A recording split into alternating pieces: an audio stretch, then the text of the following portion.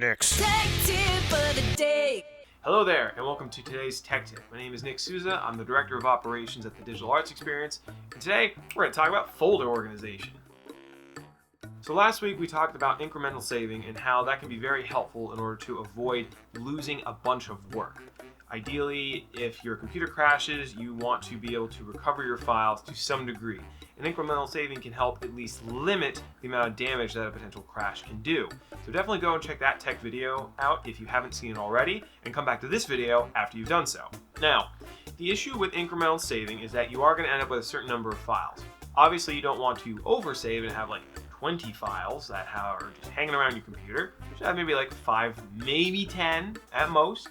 But in the event you start expanding your project out, you're going to need to start to organize your folders a little bit, or your project management needs to be a little bit improved to make sure that you can navigate things easily. You don't want to spend 5 to 10 minutes of your time trying to track down a very specific folder. Take two. You don't want to waste a huge amount of time looking for one specific file. This is why it's important to have folder organization. So let's take a look at how I like to organize my files and see how that may help. And to the computer we go.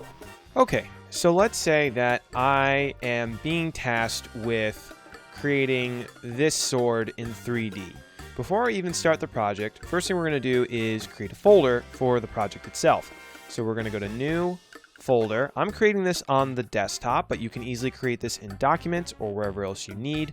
I'm going to call this Fantasy Sword. And what I'm going to do here is I'm going to open up this folder, and because let's assume that I'm going to get more files along with this, and I'm going to be incrementally saving, I'm going to go ahead and create a folder for the Blender files, which is what I'm using to work in 3D, and we're going to create another folder for reference images, which I'm going to pop this in here. Always very important to start out with good organization from the beginning of the project. Now I'm going to jump over into Blender, and I'm going to speed up the video and model this super quick.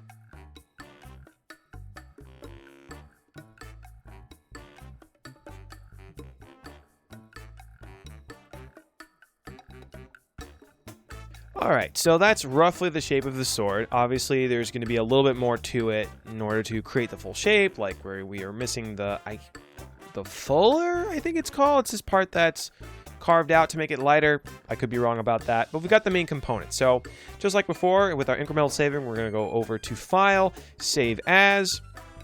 We're going to navigate over to our Fantasy Sword. Make sure this is going in Blender files, and we're going to make sure that this is set to the correct date. For my case, I'm going to put in the person who worked on it. And we're going to... Come on, computer. And we're going to say Fantasy Sword. Let's save. Now, let's say I come back to this project a little bit later. We make some edits, like maybe, I don't know, this needs to come up more or something. And maybe like this needs to... Crossguard needs to get lowered a little bit or picked up, whatever, what have you. So let's go ahead and just boop. So we'll say that just for this instance that we have yet another incremental save. We'll say that just for tutorial sake that this is tomorrow. And we'll save that.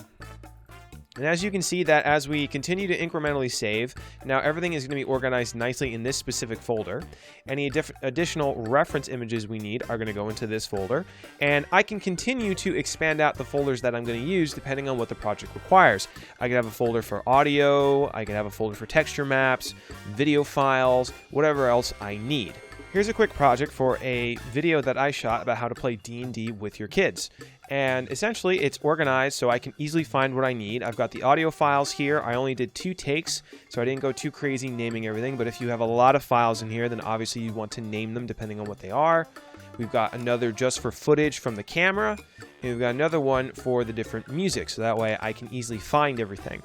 And in a nutshell, that's how I like to organize folders. This can easily be applied to any project you're working on or your personal documents. As a general rule of thumb, you really don't need a lot of subcategories of folders unless you have a bunch of files that make it very hard for you to navigate through the directory and through whatever project folders you already have.